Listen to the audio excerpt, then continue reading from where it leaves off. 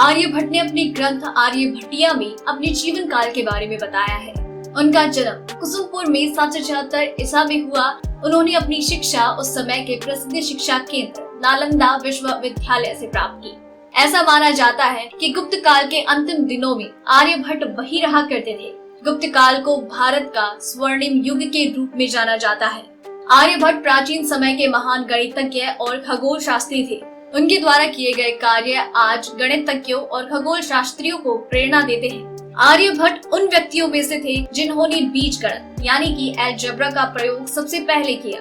आपको ये जानकर हैरानी होगी कि आर्यभट्ट ने अपनी पुस्तक आर्यभट्टिया को कविता के रूप में लिखा था। इस पुस्तक में दी गई जानकारी खगोल शास्त्र और त्रिकोणमिति से संबंधित थी। आर्यभट्टिया में 33 नियम दिए गए हैं। आज हम सभी जानते हैं कि पृथ्वी गोल है और अपनी धुरी में घूमती है।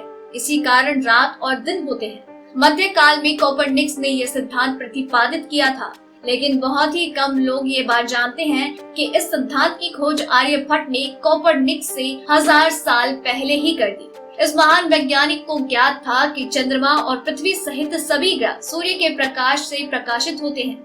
आर्यभट्ट ने अपने सूत्रों से यह सिद्ध किया था कि एक वर्ष में 366 की जगह 365 दिन होते हैं।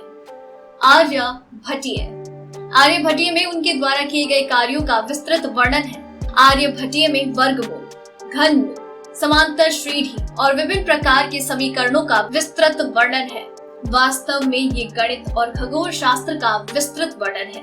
आर्य सिद्धांत खगोलीय गणनाओं के ऊपर एक कार्य है, जैसे कि हमने अभी बताया। ये ग्रंथ लुप्त हो चुका है। इस ग्रंथ और महान गणितज्ञ के बारे में जो भी जानकारी मिलती है, उनके समकालीन वराहमिहिर के लेखनों से मिलता है। इस ग्रंथ में ढेर सारे खगोलीय उपकरणों का वर्णन है। इनमें मुख्य है शंकु यंत्र, छाया यंत्र, धनुर्यंत्र, गोलीय यंत्र, बेलनाकार यंत्र, जलघड़ी। आर्यभट्ट का योगदान। आर्यभट्ट का भारत का विश्व के गणित और ज्योतिष शास्त्र पर गहरा प्रभाव पड़ा है। आर्यभट्ट ने आर्किमिडीज से सटीक पाई का मान बताया था। खगोलीय विज्ञान के क्षेत्र में पहली बार बताया गया कि पृथ्वी अपनी धुरी पर घूमती है। आर्यभट्ट की सबसे बड़ी खोज उन्होंने जीरो का आविष्कार किया था। आर्यभट्ट ने पृथ्वी की परिधि की गणना हजारों साल पहले की थी। आर्यभट्ट के अनुसार पृथ्वी की परिधि 39,968.0582 किलोमीटर है, जो पृथ्वी के वास्तविक परिधि 40,075.0167 किलोमीटर से सिर्फ 0.2% कम थी, वो भी आज के जैसे आधुनिक उपकरण के बिना।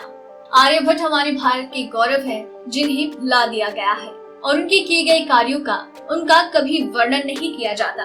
आर्यभट्ट के बारे में आपके क्या विचार हैं? आप क्या सोचते हैं? हमें नीचे कमेंट सेक्शन में जरूर बताएं। वीडियो पसंद आए तो इसे लाइक और शेयर करें और आप तक ऐसी और भी कई जानकारियां यूं ही पहुंचाते रहेंगे हर रात 9 बजे, इसलिए चैनल के साथ बने रहिए। डेली ट्रेंडिंग न्यूज की रिपोर्ट सब्सक्राइब करें हमारा चैनल ऐसी ही लेटेस्ट और इंटरेस्टिंग न्यूज के लिए।